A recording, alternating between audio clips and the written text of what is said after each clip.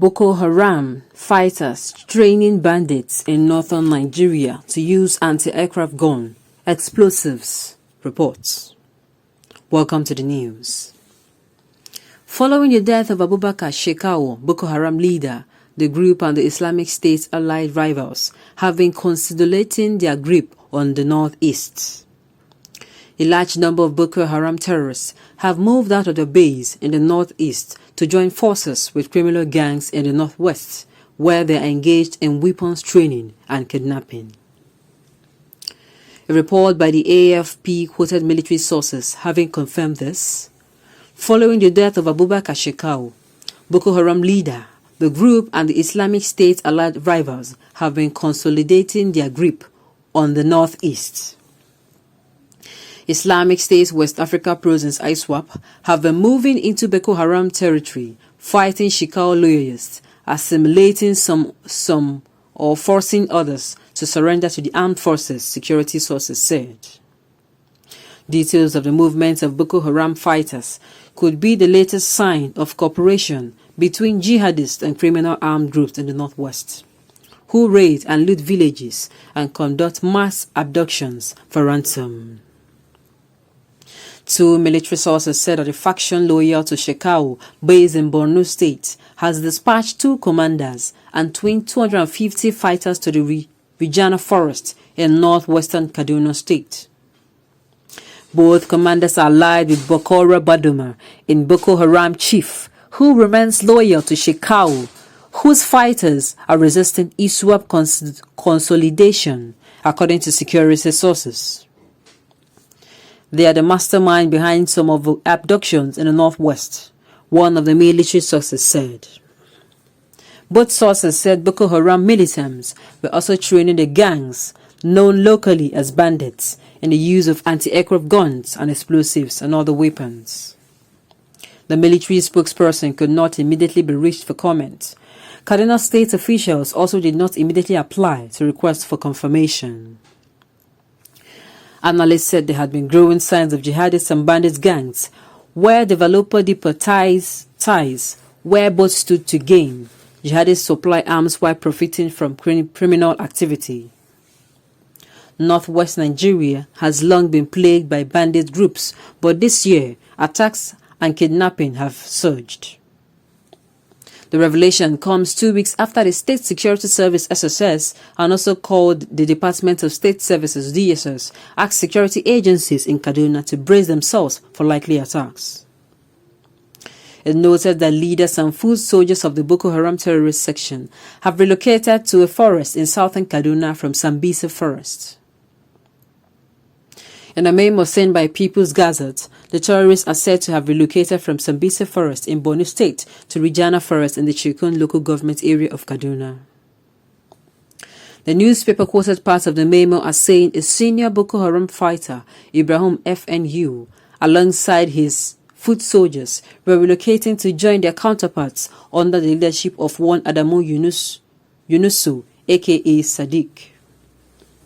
The DSS therefore ordered the officers of the Nigerian Security and Civil Defense Corps, NSCDC, to tighten security in the aforementioned areas and environs, adding that its operatives should be placed on alert and report accordingly.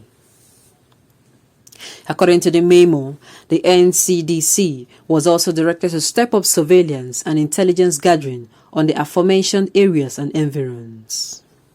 Recently, the Army Public Relations Director, Brigadier General Â1RÇÂAFong said ISWAP terrorist group has commenced a massive recruitment drive after thousands of Boko Haram insurgents repented and surrendered to the military. The director noted that the military would not relent in its fight against terrorism.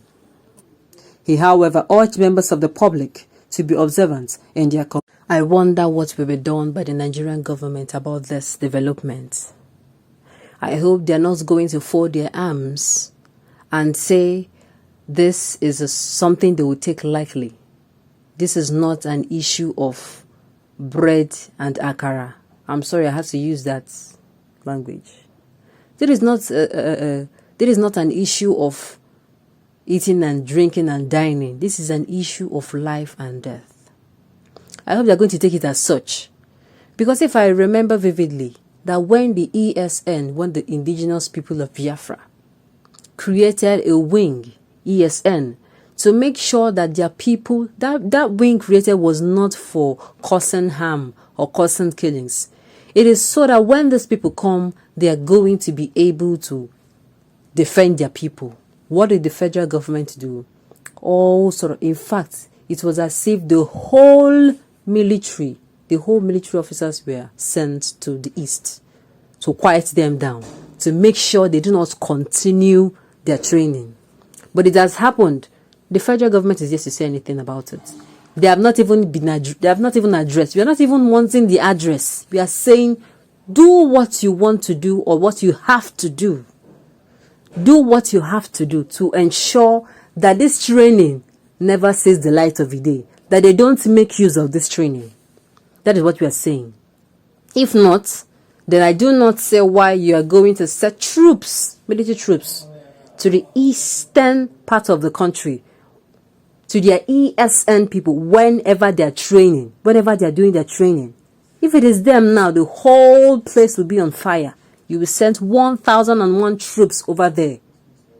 That is what happened recently. So this is so unfair. The federal government should not take this lightly. Except, of course, they are going to be saying they are applauding this said people.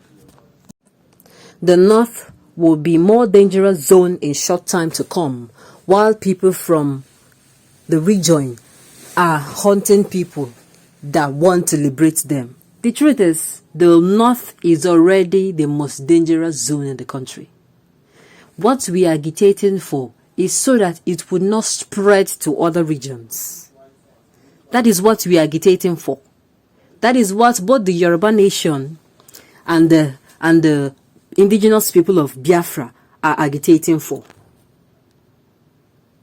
You all won't see what is wrong with this. You all would take it as a joke and overlook it. But if it was reported that the indigenous people of Biafra IPOB was training its militant wing, ESN, to protect its people from the same bandits and herdsmen attack, that is when hell would break loose. Insult and criticism will follow. Some will say it is not the best way to defend the South. Exactly my point. Both the Yoruba nation now, or the IPOB as we have seen, if it was IPOB that it was captured that their military wing is undergoing the training, all the military troops in Nigeria, in fact, Nigeria will not mind borrowing military troops from other country and send it to the eastern part of Nigeria. This is the height of unfairness and injustice. Now it is going on a part of the north, and they're doing it freely. In fact, they are saying it, and they can have something to show as evidence for it. And no, Nigerian government would not hear of it. They would not do anything. Of course, instead, they will carry them, suckle them, feed them, pamper them, and tell us that they are not to be called terrorists. I hope that Nigeria, my country, peace, tranquility returns. That is all what we are getting for nothing more. On this note, the news comes to an end. Thank you all for tuning in and listening, and enjoy the rest of your day.